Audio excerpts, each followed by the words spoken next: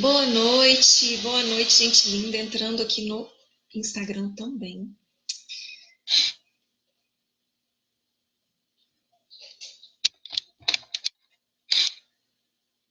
Acho que rolou aqui, né? Rolou, estamos ao vivo, tudo certo. Vamos ver, vamos esperar as pessoas entrarem. Vamos ver aqui. Tudo certo, gente linda. Boa noite. Sejam todos muito bem-vindos.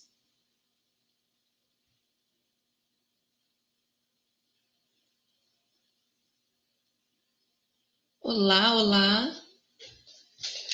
Boa noite, hoje é dia de Carol Responde e se você ainda não me conhece, eu sou a Carol Winer, mentora de mães e pais, eu estou aqui desvendando a mente do seu filho para que você tenha a vida mais amorosa, harmoniosa e feliz que você já viu na sua vida. E não é na casa do vizinho, é aí, no seu lar. Pessoas lindas, hoje é dia de Carol Responde, lá do nosso grupo VIP Mapa. Eu trago duas questões, uma vez por semana, para que nós possamos discutir, conversar, compreender e construir um caminho verdadeiramente mais amoroso, harmonioso e feliz, que é o que nós merecemos, né? Porque ninguém merece viver em conflito. Nós vamos acabar de vez com as brigas, com os conflitos e vamos viver em paz. E se você ainda não está no nosso grupo VIP Mapa, corre para lá, porque está um arraso para entrar no nosso grupo VIP, que é gratuito, é uma rede de apoio, gente. Quando nós decidimos seguir um caminho diferente daquele com o qual nós estávamos habituados, nós precisamos de uma rede de apoio, nós precisamos de pessoas que estejam ali pensando como nós, que estejam nos reforçando aquelas novas formas de enxergar e de educar. E eu criei esse grupo VIP como essa rede de apoio para todos nós. Então, corre para lá. Quem está no Instagram, o link está lá no alto da minha biografia. Quem está no YouTube, o link está na descrição do vídeo. Combinado, gente linda? E hoje é o seguinte. São duas perguntas, eu vou associá-las aqui. Gratidão por vocês estarem aqui comigo. Nós vamos conversar um pouquinho, bastante, sobre duas questões bem interessantes que aconteceram, que foram deixadas lá no nosso grupo VIP Map. A primeira delas é que uma criança está indo para a escola, 5 aninhos, se não errei aqui, 5 aninhos, e o que é que está acontecendo? Ele acha que tem um amiguinho, mas o amiguinho tem tido vários episódios de agressividade com essa criança. E agora chegou ao ponto da criança não querer mais ir para a escola, 3 aninhos. Da criança não querer mais ir para a escola. Já gerou um trauma e os pais estão desorientados com isso. A outra questão, criança de 2 anos e 9 meses que está com muita dificuldade de tirar a fralda. E nós vamos falar sobre algumas questões do desfraude, principalmente questões de comportamento. Combinado? Vamos conversar primeiro sobre a criança que é agressiva na escola? Pessoas, em primeiro lugar, quando alguém bate no seu filho, a vontade que dá é de ir lá e bater na criança de volta, né? Bom, pelo menos eu já senti isso. Eu confesso para vocês, gente, que não foi um sentimento próspero, mas eu senti. Eu senti muita vontade de bater na criança de volta porque ela já tinha batido na minha filha mais de uma vez. E eu achei aquilo um absurdo. Porque eu já tinha falado com a escola que era para afastar as duas. E a outra criança nem estudava com a minha filha, ela mordia minha filha na aula de balé. Que era o finalzinho lá, era uma outra criança mais velha e tal. Como eu eduquei a minha filha para não revidar agressões, porque eu acredito na cultura da paz e tal, mas a vontade de ir lá e bater foi muito grande. Enfim, passado esse momento de vontade de ir lá bater, o que é que eu avaliei? Primeiro, conversei. Segundo, eu compreendi que a criança estava passando por um desafio, tinha pessoas da família importantes da família dela que estavam com uma doença grave, com grandes desafios de saúde, mas a minha filha não é saco de pancada. E eu não ia deixar isso, não é mesmo? Compreendo, super compreendo, gente. O outro lado, sou uma mãe super tranquila, mas eu não vou deixar minha filha ficar apanhando na escola. Então, a questão da segunda vez em que eu relatei, isso foi resolvido e a criança foi afastada da minha filha na escola. é uma possibilidade. Nesse caso da mãe lá do nosso grupo VIP Mapa, boa noite, Valdir, bem-vindo. Boa noite, Danilo. Boa noite, Antônio Marcos. Boa noite, Hildo. Boa noite, Márcio. Sejam todos muito bem-vindos.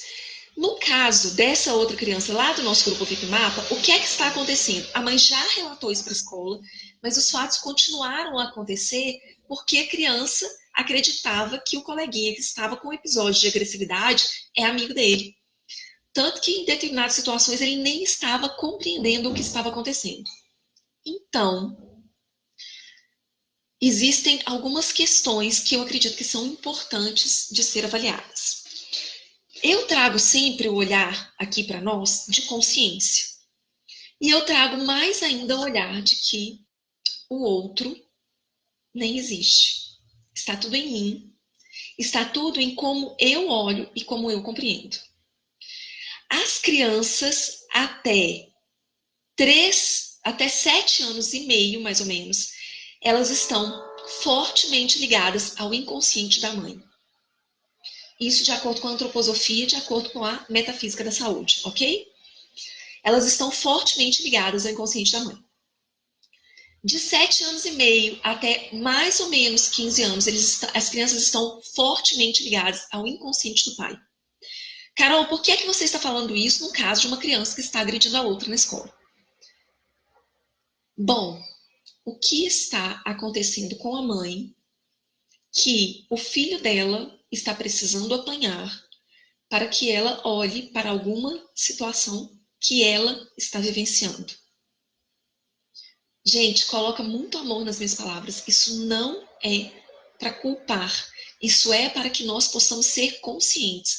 Na inconsciência, muitas pessoas já vivem. Nós não precisamos disso. Eu quero trazê-los para a consciência. E com esse olhar de consciência, o que é que nós estamos fazendo? Então vamos avaliar. Vamos verificar o que é que está se passando com a mamãe e o que é que está se passando com a criança. Porque o amiguinho, beleza, ele pode ser agressivo, mas por que ele foi direto no seu filho? E por que o seu filho insiste em voltar? Carol, já as questões, né, as medidas imediatas já foram resolvidas, já foi falar com a escola já chamou os pais para resolver, me parece. Então, essas medidas imediatas eu não estou nem considerando, porque isso já aconteceu. O que eu estou considerando é o seguinte: o que motivou a ação de agressão do coleguinha? E eu não estou falando que isso foi uma coisa consciente, que seu filho chegou lá e falou assim, eu quero ser agredido. Não. O que motiva? Isso é autorresponsabilidade. Quando nós olhamos com a autorresponsabilidade verdadeira, e entendam-me bem, uma pessoa que culpa não é autorresponsável. Então, se culpa, é o amiguinho que está passando por isso. Isso não é autorresponsabilidade. Mas eu tenho culpa. Isso não é autorresponsabilidade. A culpa é completamente diferente da autorresponsabilidade. Então, tem qualquer resquício de culpa, foi o outro, não tem autorresponsabilidade. Tem qualquer resquício de culpa, fui eu, culpa minha, eu que estou provocando isso, não tem autorresponsabilidade. A autorresponsabilidade é para que você compreenda o que sentimentos, que pensamentos, que tipo de coisas você está emanando para provocar determinada situação na sua vida. E nós não temos controle sobre o outro, mas nós podemos gerir melhor as nossas emoções e os nossos sentimentos, as situações nas quais que nós vivemos, as situações pelas quais nós temos passado no nosso dia a dia. E a grande questão é, que decisão você vai tomar para resolver isso? Você vai continuar culpando o outro para que isso seja transferido? Hoje vai ser esse amiguinho, amanhã talvez seja outro, e quando chegar lá na vida adulta, vai ser o chefe, vai ser o colega de trabalho, vai ser o cônjuge, vai ser algum amigo, E essas questões, quando não resolvidas, elas só vão se transferindo. Então, qual é a sua decisão? É importante olhar com muito amor e com muita autorresponsabilidade para essa questão. Olhamos com muito amor e com muita autorresponsabilidade. No momento em que essa questão for resolvida com a mãe, eu não sei o que é, não tem como falar aqui o que é, essa questão vai ser resolvida com a criança. As medidas emergenciais já foram adotadas. Lembrando-se que nós temos medidas de contingência, que é falar com a escola, que é não levar o filho para a escola. Isso aí tudo já foi resolvido. E aí a mãe tem alguma questão para ser resolvida com ela. Ponto 1. Ponto 2, que é também uma medida emergencial. Conversar com a criança sobre o que está acontecendo. Carol, mas é muito pequenininho. Não é muito pequenininho, não. Pode conversar abertamente que a criança vai compreender. Claro que você não vai falar termos técnicos para a criança, mas vai conversar com a criança sobre o que está se passando com ela. E você vai explicar. Então, é reforçar identidade.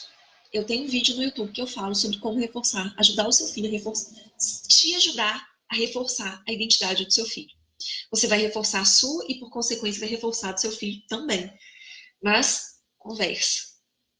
O que é que você tem que falar? Como você tem que falar? Isso tudo você já vai colocando ali para reforçar a identidade da criança. Carol, por que reforçar a identidade da criança? Porque se a criança recebe uma ação agressiva e ela volta para aquele lugar, já tem um vício emocional instalado aí. E esse vício emocional pode ser que nem seja dela, pode ser que seja da mãe. Mas esse vício emocional aconteceu e é importante que isso seja eliminado da vida da criança ou a criança vai continuar repetindo esses padrões. Alguns estudiosos falam que nós vivenciamos vícios emocionais 90% do nosso tempo. Gente, imagina, 90% de 24 horas é muita coisa. Então, nós nos relacionamos por vícios emocionais. Nós escolhemos o nosso emprego por vício emocional. Nós escolhemos aquela faculdade que nós vamos fazer por vício emocional. Carol, mas eu achei que era porque eu queria salvar o mundo que eu me tornei médico. Vício emocional. Mas enfim, uma outra aula, quem está lá no Método Mapa tem uma aula sobre vícios emocionais. É um assunto delicado e extenso para a gente falar aqui, o tempo é limitado aqui, mas é importante que isso seja providenciado. E como?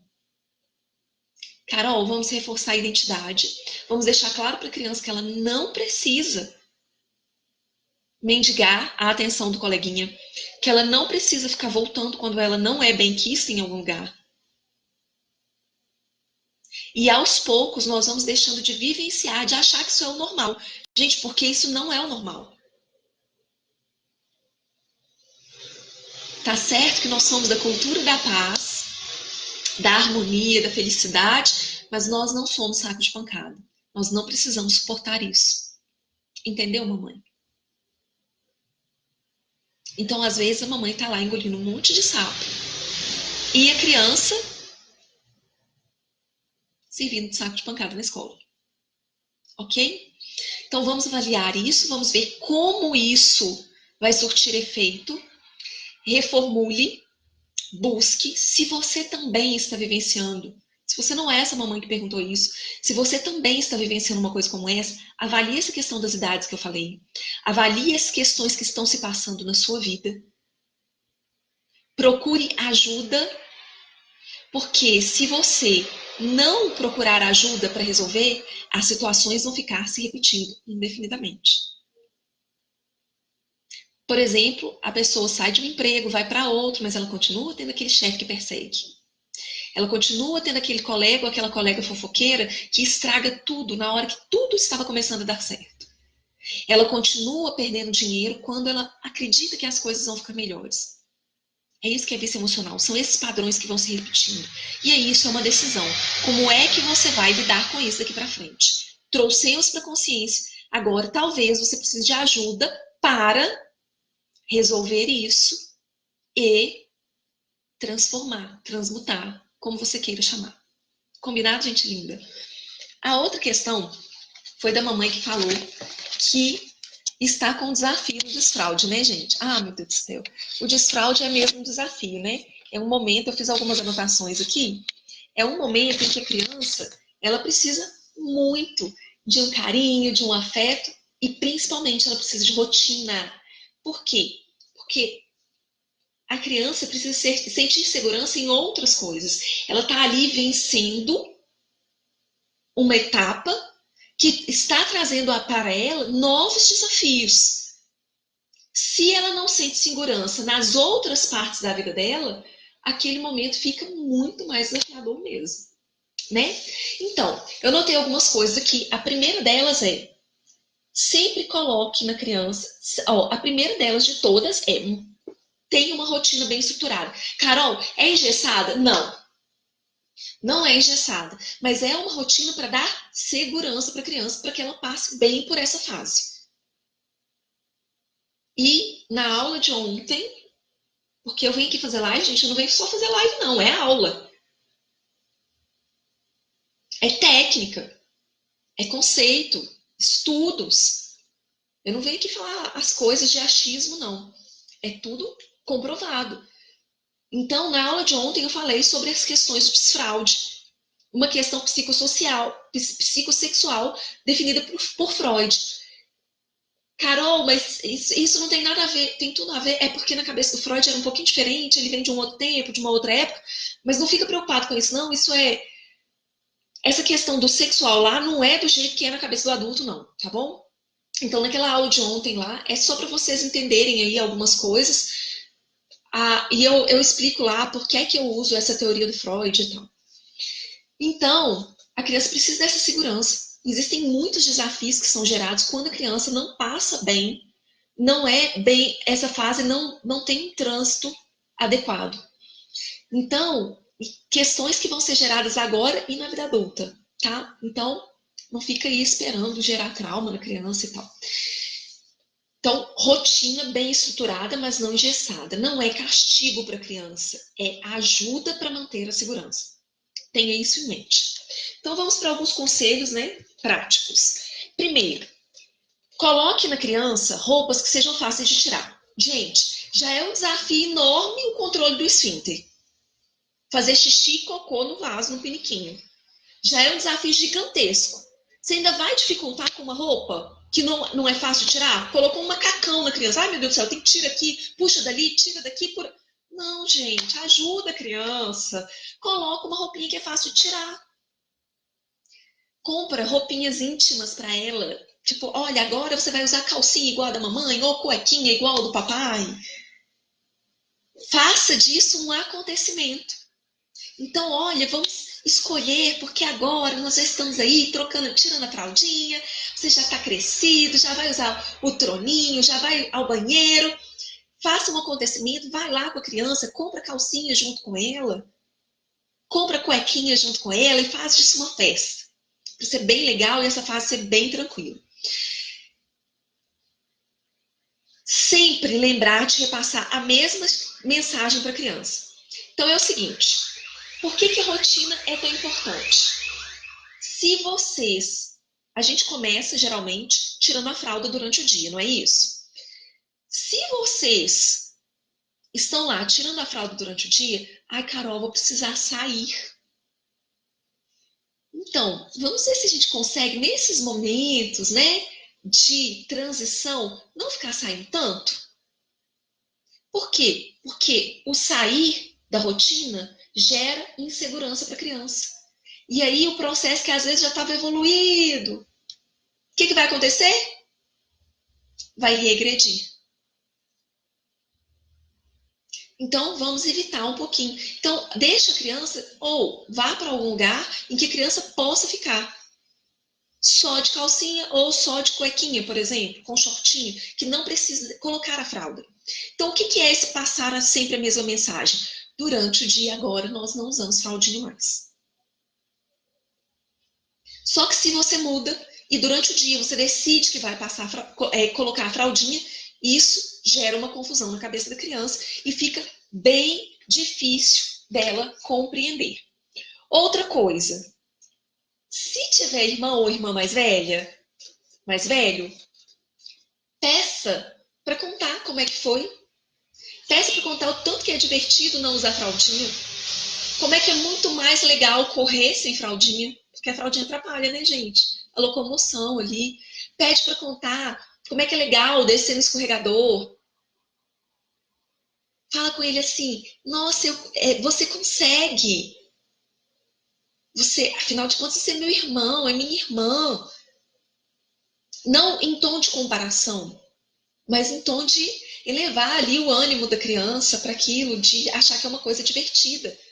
É muito mais legal ficar sem a fraldinha. Porque uma coisa é um adulto falar, outra coisa é um igual falar, outra criança. Então, já vai ajudando.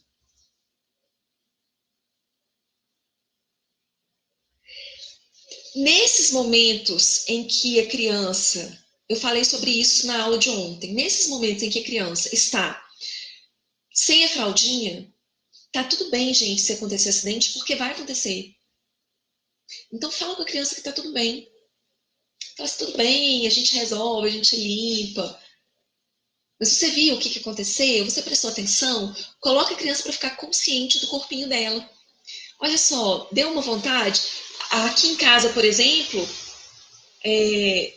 até hoje segura o xixi o máximo que pode, porque brincar é muito mais divertido, né, gente? Tá brincando, não vai querer levantar para fazer xixi. E eu já sei como é que isso funciona. Aqui em casa começa. E contorce toda. E começa. Aí eu falo assim, querendo ir ao banheiro. Não, tô não. Vamos, só por garantia. Eu tô achando que tá querendo ir ao banheiro. Então, você já conhece seu filho. Atente-se para esses sinais e ajude-o a atentar-se para esses sinais também. Porque muitas vezes a criança não tem essa consciência corporal. A criança não sabe como fazer isso. Então, ajuda a criança a ter essa consciência corporal também. Se for menino, para facilitar as coisas, indica-se que ensine o menino a fazer xixi sentado. Ai, Carol, mas isso não é coisa de homem, que não sei o quê, não sei o quê. É uma questão de controle do esfíncter, que é um desafio muito grande. Por quê? A criança vai ter que usar duas funções. Uma que é fazer o controle do esfíncter, a outra que é ficar em pé. E aí dificulta. Mas com o tempo, a criança, você vai ajudando. A criança já conseguiu fazer, já está com o controle do esfíncter. Joia, beleza? Aí você explica que é em pé que os meninos fazem. E aí é um outro processo. Mas até que a criança tenha controle do esfíncter, é importante que ela tenha uma coisa, que ela faça uma coisa de cada vez, né, gente? Porque muita coisa para criança não dá. Às vezes pra gente é muito pequenininho, mas pra criança é muito grande, porque ela nunca fez aquilo. Então não existe um caminho no cérebro formado para isso. Então ajuda a agorizada aí. E às vezes as crianças ficam super curiosas sobre como é que é o xixi, como é que é o cocô, e elas eventualmente pode ser que elas peguem, que elas queiram colocar na boca e tal, ainda tá ali bem perto, né, da fase oral e pode ser que não tenha acontecido uma transição legal. É muito importante você não ficar falando que é fedido, que é sujo, que não sei o quê. É cocô, não pode. Explica que não pode. Por quê? Eu, inclusive, já peguei casos que aconteceram, mais de um, tá?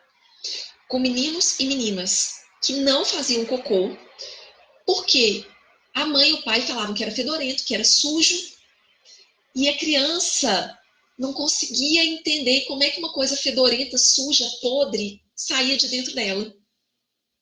E a criança ficou dias sem evacuar. Gente, é maldade. Então, fale de um jeito que aqui em casa é o seguinte: o que é de colocar na boca? Só coisa de comer e de beber. Xixi e cocô é de comer e de beber? Não, não é de comer e de beber. Xixi e cocô é coisa que a gente descarta depois. É para eliminar. É, é, pérolazinha de colar é coisa de comer? Não. Então, não pode pôr na boca. Então, a gente vai tendo essas conversas e ajudando a criança. Então, fique muito, muito, muito atento a essa questão de falar que é sujo, que é fedorento, que é estragado e tal. Fale com carinho, fale que não pode, que não é para isso. Eu sei que você ficou curioso, mas a gente não pega, não é uma coisa de pegar. Todas as vezes que vai ao banheiro, lembra de lavar as mãozinhas, né? Porque o banheiro é um local sujo, independente de ter feito alguma coisa ou não. Chegou lá, às vezes senta com a criança um pouquinho, lá, conversa, ajuda, né? E você vai ali contribuindo com a criança para que ela para que ela consiga passar por essa fase sem muito trauma e sem muita coisa, tá bom? Então, muito cuidado com essa questão da criança querer pegar, querer tocar e tal. Cuidado com o que você fala nesse momento. Ajuda a criança com, por exemplo, um troninho. Às vezes as crianças têm medo do vaso sanitário, porque ele é grande. Em casa, né? Na escolinha não, na escolinha é pequeno, mas em casa, às vezes o vaso sanitário é grande, não tem o vaso do tamanhozinho dela, e a criança fica assustada com aquilo. O que é que eu fiz quando a minha filha foi começar a usar o troninho? Ela tem um ursinho, e eu achei um troninho pro ursinho também. Um brinquedinho que é tipo uma moeba. Eu nem sei a marca disso mais, tem tanto tempo, eu já nem sei a marca. Mas é tipo uma moeba, e aí a gente colocava. Ia ela e o ursinho pro troninho, que era o Sonequinha. O Sonequinha dela ia pro troninho junto com ela. E isso é tipo assim, ela não tem irmão. Então é um companheiro, é uma companhia ali, ela entender que o outro também vai e tal. Aí você pode criar uma história. Quando a criança for, não fica com pressa, porque o negócio é muita coisa. Então, pode ser que a gente fique ali uns minutinhos sentado, cantando. Eu inventei musiquinha pro cocô, pro gazinho, inventei musiquinha para tudo, pro xixi, sair. Mas tem musiquinhas aí na internet também. Você pode colocar uma musiquinha e vocês ficarem lá. Sentar, conversarem. Tá tudo bem, a gente vai ficar aqui um pouquinho. Quem sabe vem, quem sabe sai. Vai ajudando a criança com essa questão dessa transição ali de usar o troninho. Outra coisa é. Ah, uma coisa que tem muita gente que usa é abrir a torneira. O barulhinho de água, muitas vezes, ele ajuda a criança a fazer xixi, por exemplo. Então, usa o barulhinho da torneira, tá? É... Uma outra técnica de colocar dentro da rotina é a cada uma hora você perguntar, mais ou menos, você perguntar à criança se ela quer ir ao banheiro. Você fala assim, e aí, como é que tá? O que tá sentindo? Como é que tá o seu corpinho? A gente já tá nessa questão da criança se observar, né? Se compreender, ajuda a criança com essa questão de olhar a cada uma hora lembrar. Da mesma forma que nós lembramos as crianças de beber água, lembre a criança de ir ao banheiro. Combinado? Gente, conseguiu, foi ao banheiro, deu certo, faz festa. Uhul! Canta pro cocô, faz yes. Gente, faça festa. Porque aquilo para a criança é uma grande conquista. Então, ajude a criança com isso. Lembrar de que toda vez que for ao banheiro, ensinar a criança como é que ela se limpa, principalmente as meninas, por questões de infecção. As meninas não podem limpar de trás para frente, então ajudar as meninas aí, como é que elas limpam quando elas vão ao banheiro. E que toda vez que vai ao banheiro, qual é o ritual do banheiro? Sentou, fez as necessidades, abaixou a tampa do vaso, deu descarga, lavou as mãos. Por que, Carol, abaixou a tampa do vaso? Porque senão rola coliformes fecais para tudo quanto é lado. Aí tem escova de dente dentro do banheiro, tem toalha, toalha de rosto, toalha de banho. Então, nós vamos ali ajudar a criança nesse ritual do que é que nós fazemos dentro do banheiro.